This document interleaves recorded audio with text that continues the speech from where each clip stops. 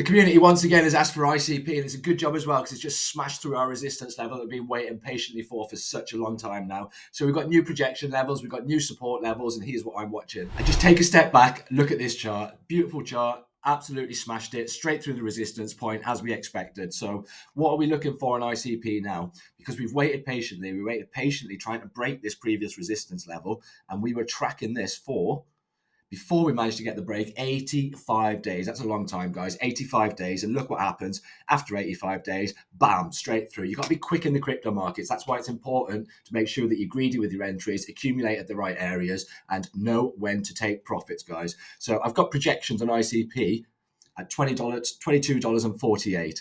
Now, if you're already in ICP, that's my projection point. However, if you're looking to get into ICP, is now a good time as far as I'm concerned. So you're currently trading at $18.86, and you can see we're in no man's land now between support and resistance. So you've got your resistance up here, you've got your support there. And we need one thing to happen on ICP. We've tracked this range for such a long time. What we need to happen is this previous resistance needs to come back and act as support. Now, what does this allow us to do? People that are not in ICP, we know that this needs to act as support. We know that there's a tug of war battle going on between the bulls and the bears at this point. So what this allows for, guys, is you know this is going to act as support. If it doesn't act as support, you can have tight stops underneath.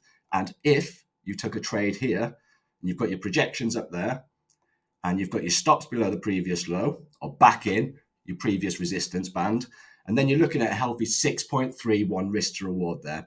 Now, let's rinse and repeat that. And what happens if you take this where price action currently sits? So you're up here, you know that your resistance is sitting up there, and you've got your stop loss down here. That goes down to a 0.74 risk to reward. See the power of being greedy with your entries. Make sure that you wait for the pullback. You can start looking here. If you're wrong, tight stop losses, a small amount of your capital that you're risking, rather than up here, where it's a large amount of your capital that you're risking. So what do I think as far as ICP is concerned going forward in the future? Because we can look at some other markets to get an idea of what exactly is going to happen. We're going to start with Bitcoin. And what I want to see in Bitcoin is I want to see this previous high, the all-time high of Bitcoin, taken out with a big push to the upside, because it's lagging a little bit. We're creating that lower high. And if we create that lower high and price action pulls back, you can expect a larger pullback in the altcoin market. So that's what I'm looking for on Bitcoin. We look at the dominance next. This dominance needs to come down for an alt rally. We need to see, and this is a topping pattern here, guys, top, top, top. We haven't made new higher highs, and we need this price action to come down, and that will give a surge in the alt rally, in the alt market. So that's what I want in dominance. I want this to fall. I want this to drop, and that's going to be strong for the rest of the crypto market. If we do get that drop in dominance, what you'll see is an uptick in the total three. You can see the total three's absolutely smashed it over 2022.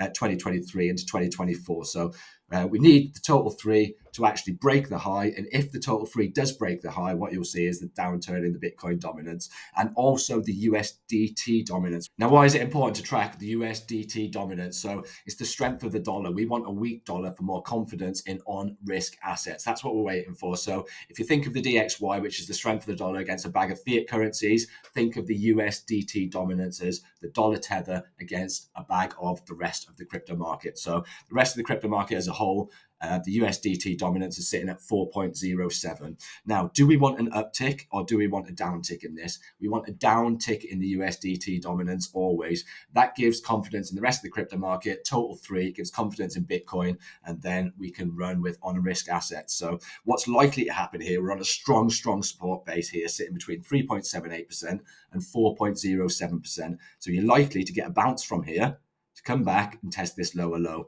So if we come back and test this lower low, and then you get a downtick, break through this previous support to act as resistance, then the crypto market is going to fly in the short term. So we can check that against the DXY. And what do we want? The DXY to pull back as always. As the dollar gets weaker and the rest of the fiat currencies get stronger, that means that the strength is coming from the dollar. People go in dollar in times of fear. It's going from the dollar into higher risk assets. That's what we want in the crypto market. It's speculative. We want on risk, and we want to take advantage of that. So if you did like this video, guys, hit me in the comments. Let me know what you think, and check out my other videos on ICP and my ICP playlist here. So goodbye from me.